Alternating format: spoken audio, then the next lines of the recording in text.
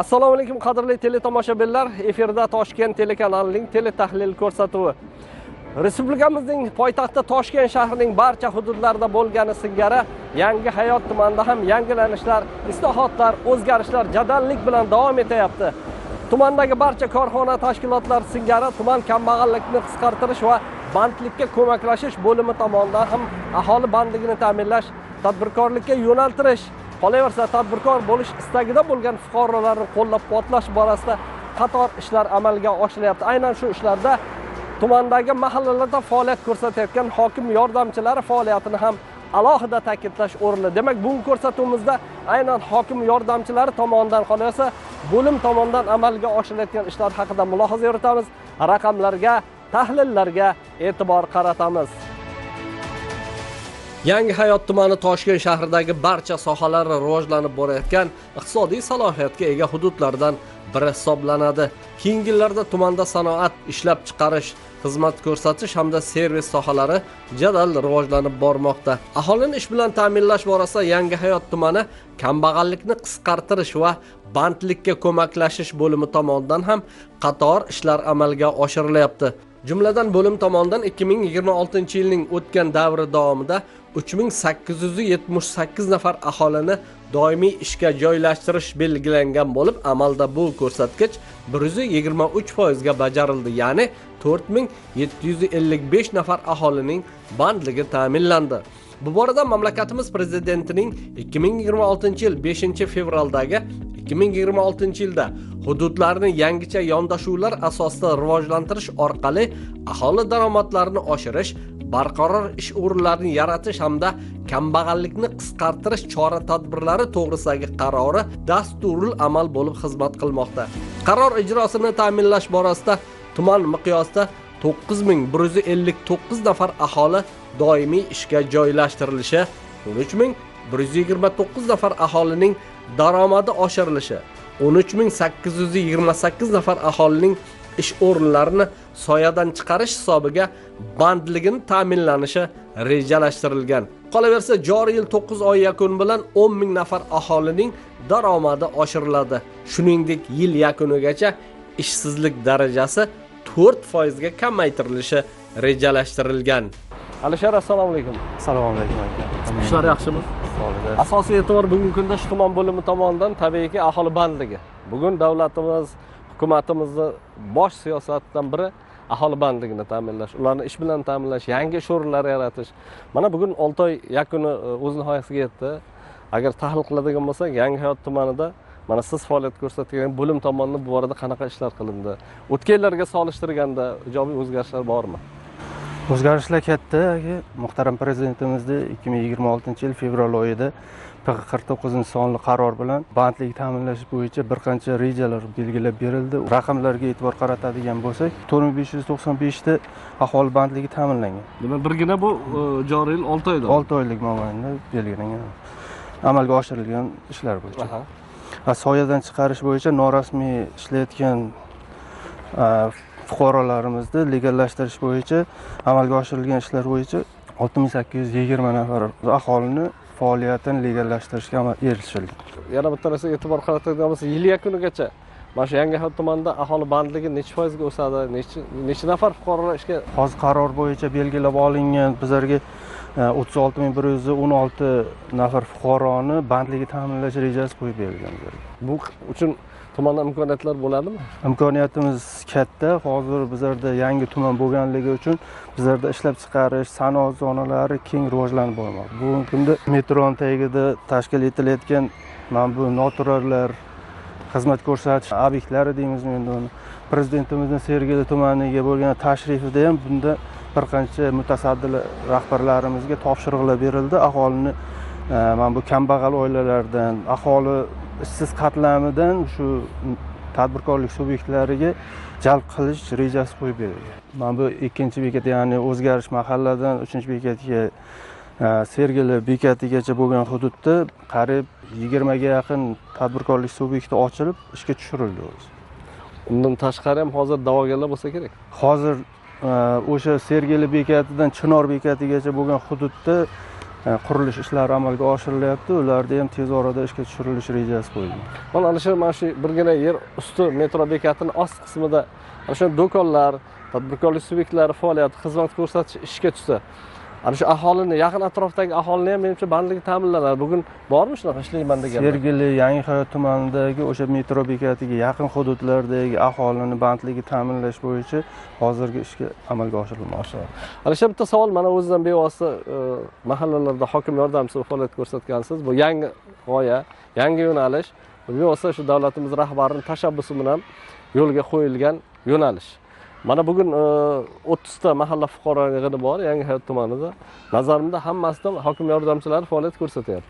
Alhamdulillah, mana shu 2022-yilda faoliyatini boshlagan bo'lsa, hokim yordamchilari shu kun bugungi kunga qadar 4 yil o'tgan bo'lsa, aholi hokim yordamchilar faoliyatiga o'rgandi. Misol uchun biron tadbirkorlik yo'nalishida, subsidiya bo'lmasa kredit ajratilishida, bandligini ta'minlashda, kasb-hunarga o'qitilish yo'nalishlari bo'yicha tuman tashkilotlariga emas, to'g'ridan-to'g'ri mahallaga borib, mahallada ishini bitirish jarayonlari tushunib yetyapti.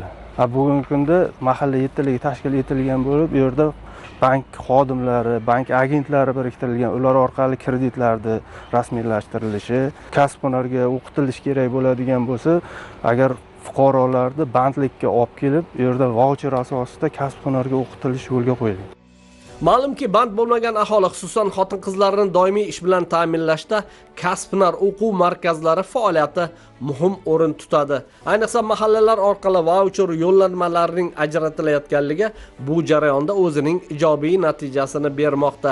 2026-yilning o'tgan davr davomida Yangihayot tumani miqyosida 284 nafar fuqarolar voucher asosida kasb-hunar o'quv kurslariga yo'naltirildi. Yangihayot tumanining Al-Farg'oniy mahalla fuqarolari yig'ini hududida joylashgan Toshkent iqtisodiyot va soliq texnikumi huzurida tashkil etilgan qisqa muddatli o'quv kursi nafaqat ushbu tuman, shuningdek qo'shni Sergeli tumani aholisining kasb-hunarli bo'lishi yo'lida faoliyat yuritib kelmoqda. Barcha qulayliklarga ega o'quv markazida tinglovchilarning tahsil olishlari uchun hamma sharoit yaratilgan. O'quv xonasi u yerdagi jihozlar shular jumlasidandir. Bizda 2025-yildan beri hozirgi kunga qadar qisqa muddatli o'quv kurslari bo'yicha o'quv kurslarimiz bor. Bizda 5 dan va 6 tadan yuqori yo'nalishlarimiz bor. Yo'nalish bo'yicha bugungi kunda Sergeli, Asosan va Yangihayot tumanlarida ishsiz fuqarolarni bandligini ta'minlash maqsadida ularga kasb o'rgatiladi. Bugungi kunda kasblar shu 5 va 6 yo'nalishlar bo'yicha kasblar o'rgatamiz. Bugungi kunda 280 dan oshiq o'quvchilarni, ya'ni o'qitib band qilganmiz, ya'ni bandligini ta'minlab ularga ko'maklashganmiz. Hozirgi kunda yana biz hozir 30-40 ta o'quvchilarni olib o'quv kurslarimizni davom ettirganmiz.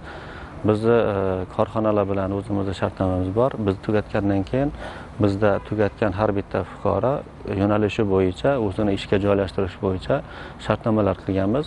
Hozirgi kunda o'qiyotgan o'quvchilarimiz ham shu korxonalarga va ishlab chiqarish joylariga yo'naltiramiz. Bizning maqsadimiz bugungi kunda band bo'lmagan, ya'ni ishsiz fuqarolar bandligini ta'minlash bo'lgan. Shuning uchun asosan shu yo'nalishlar bo'yicha o'qitib, hozirgi kunda o'qityapmiz. Bundan buyog'iga nafaqat bizda yil 12 oy har doim kurslarimiz ochiq holatda turadi va biz voucher asosida har doim o'qitganmiz. Xotin-qizlar masalasi bo'yicha asosan eng yuqori ko'rsatkich bu xotin-qizlar masalasi bo'ladi. Asosan yo'nalishlarimiz bo'yicha bizda massaj, mana ko'rib turgan zamonaviy parda, ayollar sartaroshi bo'yicha juda ko'p ayol va qizlarimizni o'qityapmiz va bu bo'yicha xususiy qilib sartaroshxonalar, tikuv sexlari o'zlarini yoki o'zimiz taklif qilgan tikuv sexlariga ishga joylashtiryapmiz va o'zimizda o'qitib kadr qilib chiqazyapmiz. Hamkorlikda ishlaymiz tadbirkorlar bilan. Tadbirkorlar bizga taklif beradi. Bizga shu narsa bo'yicha mutaxassis qilib bering, bu bo'yicha mutaxassis qilib bering deydi. Aynan bozor talabiga qarab qanday mutaxassis kerakligini ulardan so'raymizda va birgalikda shularga mos kadrlar tayyorlab beryapmiz. Va bu maqsadimiz ertaga shu fuqaro shu yerda tugatgandan keyin ishsiz qolmaslik. Ta'lim maskani 2025-yilda tashkil etilgan bu yerda asosan ishsiz bo'lgan fuqarolar 11 ta yo'nalishda kasblarga o'qitiladi. Shu kungacha ushbu markazda 280 nafar fuqarolar o'quv kurslarini tamomlab sertifikatga ega bo'lishgan. Ahamiyatlisi Ushbu bitiruvchilarning barchasi ish bilan ta'minlangan. Bu yerda malakali, o'z ishining ustasi, katta tajriba va bilimga ega ustozlar tinglovchilarga kasb-hunar sirlarini o'rgatishadi. Tahlillarga ko'ra, o'quv markazining aksariyat tinglovchilari sartaroshlik kasbini o'rganmoqchi bo'lgan xotin-qizlardir. Sochlarni qoraytirib berishga, soch ildizlarini mustahkamlashga, sochlarni umuman boshni vitaminlar bilan to'yintirishga bizga juda ham katta tabiiy yo'l bilan yordam beradigan narsa. Demak, shuni hozir biz sizlar bilan amaliyotda ko'rib chiqamiz. Demak, sochimizni ochib olamiz va har bitta qismini mana bitta-bittadan ochib olib, hozir tayyorlab olgan skrapimizni mana ildizi bo'ylab surib chiqamiz. Va mana har bittasini ildizini ochib erinmasdan har bittasini ildizi bo'ylab surib chiqamiz va oxirgi qolgan qismini yengil uqalaymiz. Demak, singdiramiz o'sha tayyorlab olgan skrapimizni sochimizga yaxshilab singdirib olamiz. Skrapimiz necha muddat davomida bo'ladi? Skrapimizni hammasini surib, mana soch ildizlarigacha yaxshilab surib olganimizdan keyin, demak, boshimizda buni 1 soatga biz qoldiramiz. 1 soatga qoldiramiz. 1 soatdan keyin buni yaxshilab yuvib tashab, keyin quritamiz sochimizni. Har haftada 2 marta mobaynida mana shu skrapimizni tayyorlab tursak, demak sochlarimiz to'kilishlardan xoli bo'ladi, sochimiz yaltirab, chiroyli ko'rinadi. Kurslarimiz qizlar ayollarni bandligini ta'minlash maqsadida ochilgan va bu yerda hamma sharoitlarimiz yaratilgan. Mana ko'rishingiz mumkin. Demak, bizning hamma jihozlar bilan ta'minlashgan. Bu yerda mana faoliyatda foydalanish uchun kerak bo'lgan zaruriy jihozlarimiz, bu yerda ham mana yuvish uchun hamma zaruriy jihozlarimiz, uchun manekenlarimiz, demak hamma jihozlarimiz xonamizda, hamma sharoitlarimiz bor. Bizdan talab qilinadigan narsa faqat qunt bilan o'qish, o'rganish va xudo xolisi kelajakda mana shu o'rgangan bilimlaringizdan foydalanib, o'zingiz bir shaxsiy o'zingizni balkim sartaroshxonangizni ochishingiz mumkin, shaxsiy saloningizni ochishingiz mumkin. Men Yangihayot tuman Chortoq mahallasida turaman. O'zim avval xizmat ko'rsatishda ishlaganman. Avvallari qiziqqanman, o'sha sartaroshlikka o'qishga sharoitimiz bo'lmagan. Hozir voucher asosida mana bunaqa bizani o'qishlarga jalb qilgandan men juda ham xursandman. O'qishga keldim. Sharoitlari yaxshi, jihozlari yaxshi, hamma sharoitlar bor. Ustozlarim, murabbiylarimiz yaxshi. O'qib, xudo xolasa maxsus sartarosh bo'lib, o'zim sartaroshxonalarim ochib, shunaqa niyatlarda keldim. Yangihayot tumanining Al-Farg'oniy mahallasi rivojlangan, tadbirkorlar faoliyati keng taraqqiy etgan hududlardan biri hisoblanadi. Mahallada 6750 nafar aholi istiqomat qiladi. Bu yerda 2350 ta oila, 2175 ta xonadonlar mavjud. Mahalla yetiligi asosan aholi tinchligi va farovonligini ta'minlash borasida ishlarni olib borishadi. Yettilik a'zolarining bahamjihat ishlarni rejali tashkil etishgani bois muammolar o'z vaqtida hal etib kelinmoqda. Mahalla fuqarolari yig'ini mas'ullarining bugungi kundagi asosiy ish jarayoni aholi bandligini ta'minlash, yangi ish o'rinlari yaratishdan iboratdir. Bu borada har bir mas'ulning o'z rejalari bor. Darvoqe Yangihayot tumaniga Respublika soliq qo'mitasi mas'ullari biriktirilgan bo'lib, mas'ul vakillar tumanning har bir mahallasiga borib, islohotlar jarayoniga amaliy yordam ko'rsatishmoqda. Assalomu alaykum, hurmatli yettilik. Hozir hammamiz yig'ilganimizda bugungi oldin rejamizni gaplashib olishimiz kerak. O'zingizlarga ma'lum, mana yaqinda muhtaram prezidentimiz kelib ketdilar, tashriflari bo'ldi Sergeli tumani o'zgarish mahallasiga. Bunda albatta har bitta yo'nalish ko'rib chiqildi. Shu kabi bizani mahallada ham ishsizlar bandlik bo'yicha ayniqsa ishni jadallashtirishimiz kerak. Xotin-qizlarni ishsizlik bandligini ko'rib chiqishimiz kerak. Uyda o'tirgan, kasanachilik bilan shug'ullanmoqchi bo'lganlar, hunar o'rganmoqchi bo'lgan ayollarimiz hozirgi kunda juda ham ko'p. Mana kuni kecha bir ayolimiz ham atelye ochaman deb keldilar. Mana hokim yordamchimiz yordam berib, kredit olib, yangi domimiz tagida atelye ochildi. Bu ham bitta ish o'rini yaratildi degani. Shunga o'xshab mana bu yil ishsiz yoshlarni ham joylashtirishimiz kerak. Ular agar hunari bo'lmasa, kasb hunariga o'qitishimiz kerak. Yonimizdagi mana bu Toshkent iqtisodiyot texnikumimizda kasb hunariga o'qitadigan o'quv kurslarimiz bor tekinga. O'shalarga yo'naltiraylik, hunar o'rgataylik. Undan tashqari muhtaram prezidentimizning yana bitta muhim topshiriqlariga asosan, birinchi sonli qarorlariga asosan huquqbuzarlik, jinoyatchilikni oldini olishimiz kerak. Shu qarorni bu chorakda, 3-chorakda kuchaytirishimiz kerak. Yil oxiriga kelib biz albatta mana shu jinoyatdan, ajrimdan xoli hudud, ishsizlikdan xoli hududga aylantirishimiz kerak. Bizdan uzoqlashmang, Toshkentda qoling. Biz sizni yaxshi ko'ramiz. Taomni nima yana ham mazali qiladi? Sen ham tanla. Pepsi Taste Challenge'da qatnash. Porlash, yorqinlik, g'amxo'rlik, bizning rang. Esti. Oson ipotekasi yillik 16.99% pasaytirilgan stavkada 31-avgustgacha Ipoteka Bank OTP Group'da rasmiylashtirishga shoshiling.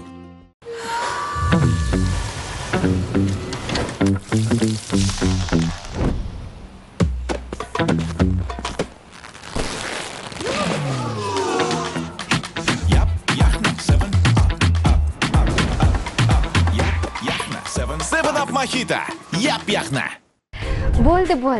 Biz qaytdik. To'xtagan joyda tomosha qilamiz. Mahalla yetiligi xususan hokim yordamchisi sa'y-harakati bilan joriy yil o'tgan davr davomida hududda 82 nafar fuqaroning bandligi ta'minlandi. Ayni paytda mahalla hududida 36 ta tadbirkorlik subyektlari faoliyat yuritmoqda. Mikro loyihalar hisobiga ularning soni ortib bormoqda. Bu esa yangi ish o'rinlari hisoblanadi. Shu jihatdan mikro loyihalar yaratish tadbirlariga alohida e'tibor qaratib kelinmoqda. Mahallamizda 6750 ta fuqarolarimiz bo'lib, ulardan hududimizda 77 ta tadbirkorlik subyektlari mavjud. Ularning orasida yana tadbirkorlik qilish istagi bor fuqarolarimiz bor, ayol xotin-qizlarimiz bor, yoshlarimiz bor. Ularga hokim yordamchisi tomonidan kreditlar, suddalar ajratish orqali tadbirkorlikka jalb qilib kelmoqdamiz. Shu tadbirkorlik qilish istagidagi fuqarolarning o'zining kasbiy ko'nikmalari mavjud bo'lmasa, vaucher asosida texnikumga yo'naltirib, ularning bilim ko'nikmalarini oshirib, tadbirkorlikka jalb qilib kelmoqdamiz. 6 oy ichida mahallamiz hududidagi fuqarolardan 24 nafari bitirib, hozirda ishlab kelmoqda. Mahallamiz hududida joriy yilda 24 nafar fuqarolarimiz o'quv kursini tamomlab, hozirgi ish faoliyatini boshlagan. Ularga ish faoliyatini boshlashda amaliy yordam berganmiz. Yil yakunigacha rejamizda 49 ta fuqarolarimiz hozirda umumiy 49 ta bo'lsa, shulardan 24 tasi bitirgan bo'lsa, qolganlarini yil davomida o'qitish rejamizda bor. Mahallamizda hozirgi kunda har bir oila tadbirkor dasturi doirasida 40 million kredit chiqqan va 30 million foizsiz kredit asosida shu kreditlarimiz chiqqan. Bundan tashqari 2 nafar fuqaromizga sudda asosida tadbirkorlik faoliyatini boshlash uchun pul ko'rinishida emas, balki o'sha zarur bo'lgan asbob-uskunalar ko'rinishida o'sha buyumlarni olib berganmiz. Mahalla hududida umumiy ovqatlanish shoxobchasi faoliyati bilan shug'ullanib kelayotgan tadbirkor Asqar O'ktamov ko'p yillarki faol ishbilarmonlar safida bo'lib kelmoqda. Keyingi paytda tadbirkor faoliyatini yanada kengaytirishni reja qildi. Bu esa bo'sh turgan bino topish muammosini hal etish bilan bog'liq bo'ladi. Bu borada Al-Farg'oniy mahalla fuqarolari yig'iniga murojaat etib, mahalladagi hokim yordamchisidan amaliy yordam so'raydi. Hokim yordamchisi tadbirkor faoliyati uchun mahalla hududidan bo'sh bino topib beradi. Qolaversa 10 million so'm miqdorida imtiyozli kredit mablag'i ajratilishda amaliy yordam ko'rsatdi. Tadbirkor ishni boshlab, o'z o'rnida mahallada istiqomat qiluvchi nogiron yoshni otaliqqa olib ishga qabul qiladi. O'z o'rnida 5 nafar ish o'rinlari yaratilishiga erishildi. 2018-yildan beri Sergeli tumanining bir chekka bir joyida ishlatib kelamiz. 2025-yil bu tarafini yopib, endi Yangi Hayot tumanidan ochdik mana bu milliy taomlar yana. Xodimlarimiz mana shu yerda ish faoliyatini yurg'izib o'tdi mana. Mahalladan mana ishchilarni ish bilan ta'minlab turibmiz, Xudoga shukr mana. Kelganini qaytarganimiz yo'q. Ish o'rinini ko'paytirib, kengaytirish niyatimiz bor, Xudo xohlasa.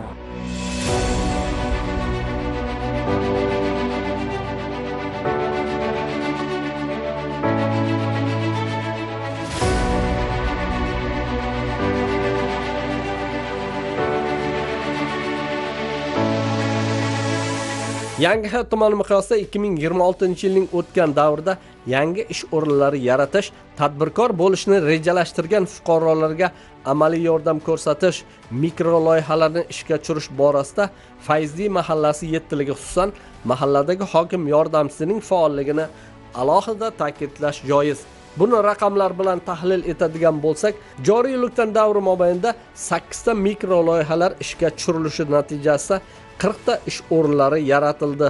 Oilaviy tadbirkorlar uchun 130 million so'm miqdorida imtiyozli kreditlar ajratilishda amaliy yordam ko'rsatildi. Vaucher asosida mahallaning 16 nafar fuqarolari kasb hunariga o'qitildi.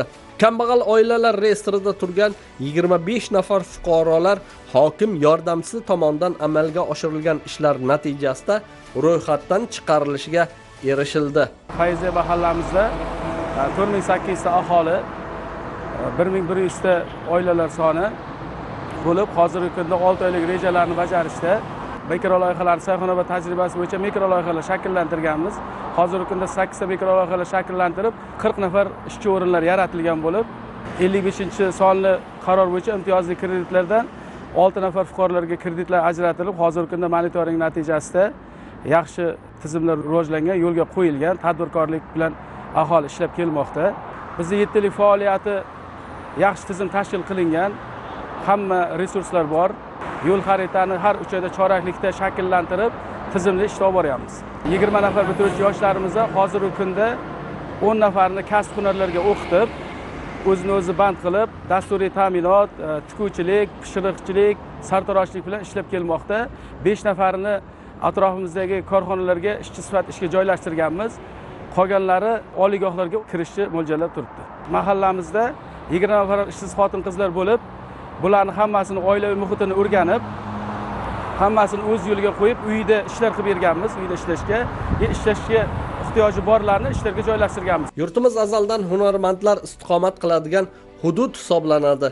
Yangihayot tumanining Fayzli mahallasida ham ko'plab tadbirkorlar faoliyat yuritib kelmoqda. Yog'ochni qayta ishlash orqali mahsulotlar ishlab chiqarishni yo'lga qo'ygan hunarmand jamoa ko'p yillar Andijon viloyatida faoliyat olib borishgan. Faoliyatini poytaxtda davom ettirishga qaror qilgan ishbilarmon jamoaga mahalladagi hokim yordamchisi ko'mak ko'rsatdi. Natijada ularga ijaraga joy ajratildi. Bugungi kunga kelib hunarmandlar 3 xildagi kundalik turmushda zarur bo'ladigan mahsulotlar tayyorlashyapti. Asosiysi bu yerda 5 kishining bandligi ta'minlandi. Qo'llab-quvvatlashdan ilhomlangan hunarmandlar bugungi kunga kelib ishni jadal davom ettirishmoqda. Biz ish faoliyatimizni o'zi boshlaganimizga Andijonda bir 20 yildan o'tib qoldi. 20 yilni buyog'ida ish qilib kelamiz, shu elning xizmatidamiz. Shu yil bahorda shu hokimning yordamchisiga murojaat qildik, shu yerdan yer ajratib berdi. Joy kerak. Joy kerak deganimiz uchun shu joyni ajratib berdi. Shu yerda ish faoliyatimizni boshlaganmiz. Xudo xolasa endi apparatlarni olib kelib o'rnatdik.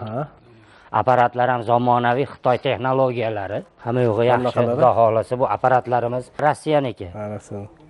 Bular endi xudo xolasa mana shu tayyor mahsulotlar, mana shu mahsulotlarni tayyorlab bizga shu chiroyli qilib tekkizlab necha turdagi ishlab chiqarasiz?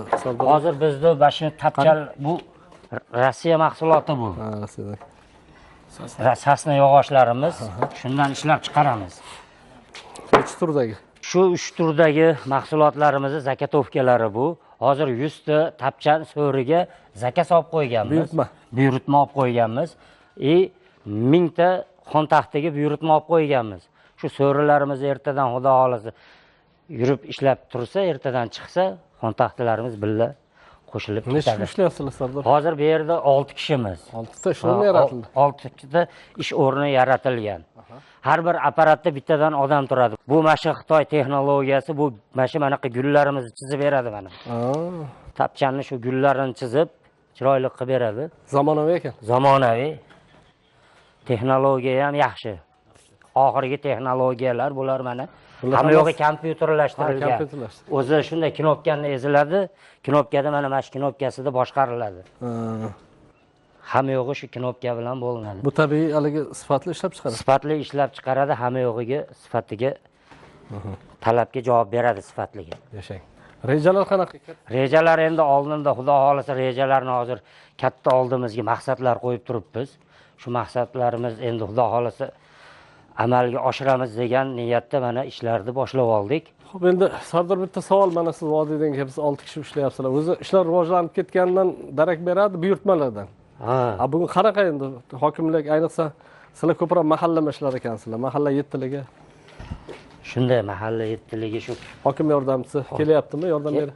Kelyapti yordam, mana Xudoga shukr shuncha yerni mana shunaqa yerni bizga ajratib bergani uchun hokimimizga, yordamchilariga rahmat, minnatdormiz. Mana ijaraga bo'lsa ham har qalay yerni topib berdi, kelib murojaat qildik. Ish o'rinlarini kengaytiramiz hali Xudo xolasa. Yoshlarga hunar o'rgatasiz. Hunar o'rgatamiz, shu qo'limizdan kelganicha ustozlar bizga qanday o'rgatgan bo'lsa, biz ham shu shogirdlarga xuddi shunday o'rgatamiz.